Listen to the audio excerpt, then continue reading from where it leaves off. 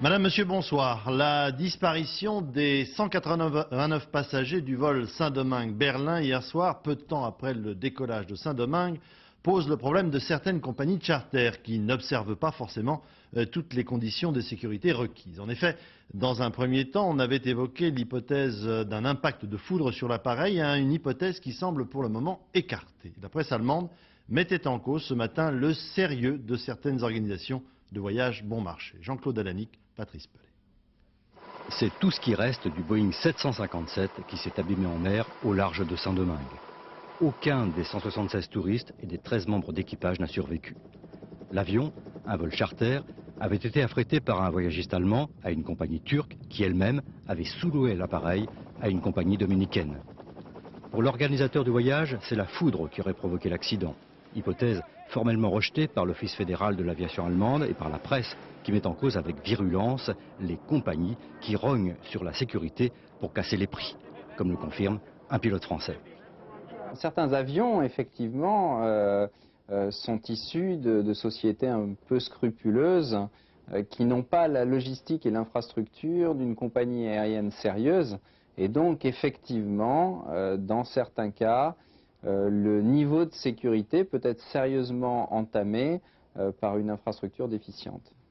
Une polémique qui risque de s'amplifier au moment où vient d'aboutir l'enquête sur l'accident d'un avion Convair survenu en 92 au Sénégal. Il y a eu 30 morts dans cet avion affrété par le Club Méditerranée. Incroyable, selon le rapport cité par l'Express, le commandant de bord, âgé de 67 ans, était myope et sourd. En France, nous n'avons pas ce problème-là. Les équipages sont contrôlés par l'organisme de contrôle en vol qui est garant de leur niveau de compétence. De son côté, la Direction générale de l'aviation civile se veut tout aussi rassurante sur la sécurité technique des avions. En France, ce sont les mêmes contrôles draconiens qui s'appliquent aux vols réguliers comme aux vols charter.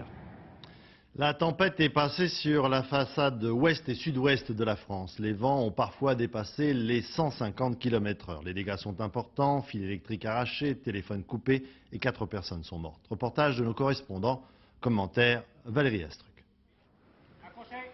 Ils sont venus des départements voisins pour prêter main forte aux équipes déjà sur place. Dans le Finistère, EDF remet peu à peu sous tension toutes les lignes court-circuitées par les embruns. 24 heures après la tempête, la Bretagne pense ses plaies. À 15 heures, il y avait encore 10 000 clients non alimentés. Bon, on peut espérer que la situation sera revenue normale. Une grosse partie ce soir et puis le reste au cas par cas d'ici la fin de la semaine. Au Pays Basque et dans les Landes, on n'en est pas encore là. 100 000 foyers ce soir vont s'éclairer à la bougie pour la deuxième nuit consécutive. Et les dégâts matériels sont importants. Dès maintenant, le classement en zone sinistrée est réclamé par le département de Gironde. Un département durement touché, un mort écrasé par un arbre, un autre noyé. Triste bilan aussi dans les Pyrénées-Atlantiques. Là encore, la tempête a fait 2 victimes, un homme renversé dans son tracteur, un autre écrasé par un conteneur. Car les pointes de vent ont atteint 150 km/h. Résultat, des centaines d'arbres à terre, une calamité pour les Landes. Et ce soir, l'Ouest s'apprête à vivre une deuxième nuit d'inquiétude. La pluie et les vents violents menacent à nouveau. C'est une tempête de neige cette fois-ci qui a sévi sur le massif des Pyrénées. La principauté d'Andorre a été bloquée pendant quelques heures cette nuit et les routes des principales stations pyrénéennes ont été bloquées pratiquement pendant toute la journée. La tempête a également soufflé dans la région de Toulouse, dans le Languedoc-Roussillon et ce soir on est inquiet pour la région de Marseille-La Ciotat. En marge de ce mauvais temps qui règne depuis 48 heures, un petit village des Alpes-Maritimes, Estanque, lui, est bloqué depuis plus de 3 semaines par la neige. Yasmina Farber, Didier Beaumont. Gorky est plutôt content. Le chien du refuge du col de la Cayolle nage dans le bonheur. Pas un client ne s'aventure dans sa neige à Estanque. L'unique route qui mène au hameau de 20 habitants est fermée pour risque d'avalanche. Au début, on restait là, on avait tout ce qu'il fallait au niveau ravitaillement. Et puis après, on a pris la décision de prendre quand même la route, bien qu'elle soit fermée, parce qu'on pouvait difficilement faire autrement. Le facteur ne monte plus, donc on a vraiment l'impression d'être complètement isolé. À 1800 mètres d'altitude, le hameau ne vit que du tourisme. Estanque est une station de ski de fond, refuge, hôtel, gîte d'étape. Les Estinchons n'ont pas vu l'ombre d'un randonneur. Le fait que la route ait été fermée pendant 3 semaines, il y a eu beaucoup d'annulations pendant les 2 derniers week-ends. Et donc ça pénalise tous les gens qui font des efforts pour vivre ici dans un petit hameau de montagne à 1800 mètres d'altitude. 7 km fermés entre Antrône et Estinck, la direction départementale de l'équipement a pris la décision d'interdire la route après les chutes de neige successives. Les avalanches auraient pu dévaler les pentes pour arriver sur la départementale 2202. Une situation gelée par une certaine lenteur administrative. Mais finalement, le Conseil général a décidé de mettre la route en sécurité en larguant 7 kg de dynamite. Résultat, un joli cratère sans la moindre coulée de neige. Avec le froid, la couche est bien accrochée. L'interdiction est levée, 50 enfants étaient en classe blanche à Estinck. Leurs vacances prolongées s'achèvent, ils vont retrouver le chemin de leur école d'Antibes, sans neige et sans avalanche. À Marseille, un surveillant du collège Anatole France a été blessé aujourd'hui à coups de couteau par un ancien élève qui a ensuite été arrêté. Le jeune homme de 17 ans avait été interpellé par le surveillant. Il y avait ensuite une violente dispute entre les deux personnes. Le surveillant blessé au dos et au thorax a été conduit à l'hôpital. Son état n'inspire pas d'inquiétude. Aujourd'hui, à l'Assemblée nationale, s'est ouvert un débat sur les sectes en France. Les parlementaires ont demandé une vigilance accrue devant la prolifération de ces associations, parfois dangereuses pour la vie de leurs adeptes. Jean Vuarnet, l'ancien champion de ski qui vient de perdre sa femme et l'un de ses fils dans le suicide des membres du Temple solaire, réclame une prise de conscience rapide et efficace. Jean Vuarnet. Vous savez, depuis que j'en ai découvert beaucoup, depuis ce malheureux drame, j'ai été assailli aussi de coups de téléphone, de lettres. J'ai découvert qu'il y a vraiment des gens qui souffrent horriblement, qu'il y a des enfants qui sont violentés. Et je pense que ça ne peut pas laisser indifférent. Alors, je suis d'accord pour dire que si c'est le cas et qu'on les a détectés, on doit avoir les moyens d'intervenir. Mais jusqu'à preuve du contraire, pour le moment, c'est pas très efficace. Alors moi, il n'y a qu'une seule chose qui m'intéresse, c'est l'efficacité. Je veux qu'on lutte et qu'on lutte fort pour empêcher les gourous criminels d'exercer leur talent. Alors justement, les parlementaires sont divisés eux, sur le fait de savoir s'il faut de nouvelles lois dans ce domaine. En tout cas, ils sont d'accord pour renforcer la protection des mineurs d'abord et donner aux associations qui luttent contre ces sectes le droit de se constituer en partie civile. Le maître mot en tout cas est vigilance. Jeff Wittenberg, Joseph Bachtik. L'Assemblée débat d'un sujet grave, ils sont nombreux à l'attendre. Responsables d'associations, victimes pour eux-mêmes ou leurs familles des sectes, ils interpellent le monde politique. Je reproche au monde politique jusqu'à présent de n'avoir pas pris la mesure du danger. Ça fait depuis 21 ans justement qu'on se bat pour que nos hommes politiques prennent conscience du phénomène. Donc ça y est, c'est fait, c'est un bon point. Un bon point donc, sauf peut-être pour l'intérêt suscité par un tel débat. S'il fait le plein côté public, les travées de l'hémicycle restent bien clairsemées, une vingtaine de députés à peine et des ministres qui donnent le ton. Face à ces agissements graves, répétés et intolérables, la réponse nécessaire des pouvoirs publics doit être particulièrement ferme. Mais les bonnes paroles ne suffisent pas, la législation est impuissante et personne, sinon les communistes, ne veut la changer en profondeur. Le gouvernement promet de la sévérité, mais il y a un obstacle. Comment interdire les sectes sans porter atteinte à la liberté d'association? Il ne reste qu'une seule parade, la vigilance. Ça passe aussi par la vigilance de toutes les administrations, des collectivités locales qui parfois subventionnent peut-être des sectes sans le savoir. Manifestement, il y a des affaires judiciaires qui sont en cours, qui ne sont pas menées avec la diligence qu'il faudrait. Le garde des Sceaux nous a dit qu'il allait le faire. Pas de duel droite-gauche sur un sujet aussi grave. Philippe Séguin, qui a voulu ce débat, peut être content. Mais pour le reste, faute de moyens, les députés sont surtout apparus aujourd'hui comme de simples spectateurs du phénomène. La cote de popularité du président de la République remonte. Selon un sondage Louis Harris Valeurs Actuelles, 50% des Français, plus 9 points, lui font confiance. Le Premier ministre, M. Juppé, lui perd 1 point. 33% contre 34% le mois précédent ont plutôt une bonne opinion de lui et de son action. L'UDF, la seconde composante de la majorité, enregistre une nouvelle candidature à sa présidence. François Léotard après Alain Madelin. Jean-Baptiste Prédali, Jacques Grégor. Longtemps, François Léotard et Alain Madelin ont fait route politique commune au sein du même parti républicain. Et puis Alain Madelin a créé son mouvement Idée-Action. Il a opté pour Jacques Chirac dès le premier tour de la présidentielle. Et la succession ouverte à la tête de l'UDF, il a créé la surprise en se portant candidat. Aujourd'hui, après s'être interrogé, François Léotard a décidé de répliquer et de lui emboîter le pas. Moi, je ne me présente pas contre quelqu'un, je me présente pour essayer de faire progresser l'UDF avec l'ensemble de ses personnalités et l'ensemble de ses responsables régionaux. Je crois qu'il faut bien voir que dans les 2 ans qui viennent, où l'UDF existe, s'exprime, propose, agit, et alors on a des chances de s'en sortir, ou alors malheureusement elle se divise, ou elle subit le diktat d'un homme seul, et dans ce cas-là, alors nous aurons de très grandes difficultés, nous les Français, je ne parle pas simplement des militants, nous les Français pour nous redresser. François Léotard a déjà des alliés dans l'UDF. Sa candidature est le résultat d'un accord avec les centristes de François Bayrou.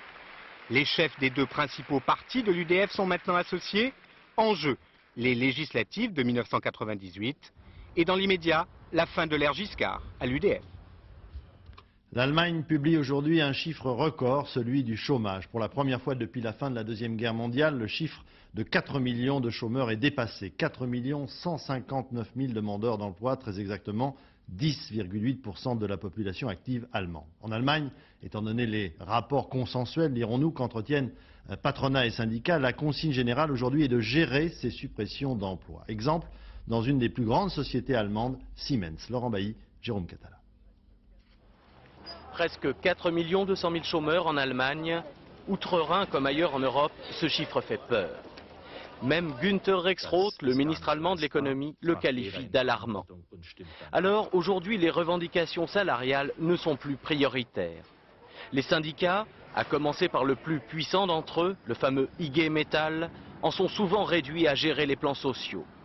Exemple ici, chez Siemens, le premier employeur d'Allemagne. Les salariés étaient opposés à la délocalisation d'une usine à Haguenau en Alsace où les coûts sont moins élevés. Le déménagement se fera pourtant et les syndicats n'ont réussi qu'à négocier des départs en pré-retraite et des reclassements pour éviter les licenciements. Nous n'avons pas voulu résister, nous entêter au point de mettre l'entreprise en danger. Parce qu'alors, nous n'aurions eu aucune chance de conserver des emplois. Une demi-victoire donc au goût amer pour les Allemands. Elle démontre que leur fameux modèle économique et social, jadis paré de tant de vertus, a bel et bien du plomb dans l'aile. Et ce n'est une bonne nouvelle pour personne. En bref, l'actualité internationale après l'arrestation de militaires serbes responsables ou témoins de massacres de la population bosniaque. Les Serbes de Bosnie décident de rompre tout contact avec les forces alliées chargées de rétablir la paix en Bosnie. La jeune Sarah Balabagan, condamnée à mort puis à 1 an de prison pour avoir tué son employeur qui l'avait violée, a reçu cette semaine les 100 coups de canne qui lui avaient été promis par la justice des Émirats arabes unis. Les agriculteurs français tenaient aujourd'hui à Paris avec le gouvernement leur conférence annuelle agricole. Ils ont obtenu à l'échéance de l'an 2000 l'intégration obligatoire de composants d'origine végétale comme le diester ou encore l'éthanol dans les carburants en vente. Un moyen pour les agriculteurs de remettre en activité des terres actuellement en jachère et du même coup réduire la pollution. Romuald Bonnan. Un champ de petites fleurs jaunes capable de lutter contre la pollution dans nos villes. Le colza peut en effet limiter l'impact sur l'environnement des moteurs diesel. Il suffit d'ajouter au gasoil le végétal sous forme raffinée qu'on appelle diester de colza et le tour est joué. Les agriculteurs ont décidé d'investir dans ce créneau permettant en plus des débouchés économiques. Le monde agricole a financé la plus grande usine européenne de biocarburants, en activité depuis 6 mois dans la banlieue de Rouen. Ici, les graines de colza sont chauffées puis pressées pour obtenir de l'huile végétale, une substance mélangée à de l'alcool, et vous obtenez du diester de colza. 150 000 tonnes produites dès la première année, plus de 450 000 tonnes ensuite. Le diester se positionne comme une solution d'appoint, au même titre que les autres solutions non polluantes ou moins polluantes envisagées actuellement, étudiées actuellement, comme l'électricité, le GPL, etc. Dilué à 30% dans le gasoil, le diester est largement utilisé par les transporteurs routiers ou les compagnies d'autobus. Et depuis peu de temps, certaines stations-service vendent du gasoil au diester pour les particuliers. Le diester ne contient pas de soufre et limite les rejets de particules. Autre filière, grâce au blé ou à la betterave, on fabrique un dérivé de l'éthanol, l'ETBE, dilué cette fois dans l'essence sans plomb. Mais ETBE et diester sont plus chers à produire que gasoil et essence. Jusqu'ici, ils ont bénéficié d'une exonération de la taxe sur les carburants, ce qui les rend compétitifs, un avantage qui est loin d'être acquis. À cette conférence nationale agricole, les organisations professionnelles ont également obtenu une revalorisation progressive de leur régime de retraite et un allègement de la fiscalité et des charges sociales. Une importante décision a été prise ce soir à l'hôtel Matignon en matière d'emploi. Le gouvernement a décidé que les contrats initiative emploi, jusqu'à présent réservés aux chômeurs de longue durée, seraient désormais étendus à tous les jeunes chômeurs de 18 à 25 ans. Après le ministre de l'Intérieur, c'est le ministre de la Justice, M. Toubon, qui sera demain en Corse. Comme les policiers, les magistrats se plaignent de ne pas pouvoir exercer leur métier dans un climat de violence qui ne se dément pas. La nuit dernière encore, un attentat a eu lieu à Bastia. Les locaux de l'URSSAF ont été en grande partie détruits. Valérie Hermite, Dominique Bonnet. 21h30 hier soir à la sortie de Bastia. Une charge de plusieurs kilos d'explosifs a très sérieusement endommagé les locaux de l'URSSAF. Un baptême du feu en quelque sorte pour le tout nouveau procureur général qui s'est rendu sur place. C'est très rare d'élucider ce genre d'affaires. Il faut avoir confiance dans l'avenir. Croire en l'avenir, les magistrats de Corse aimeraient bien, mais ils sont un peu là. 600 attentats par an, presque jamais élucidés. Tout y passe, des commissariats au palais de justice jusqu'au propre domicile des magistrats.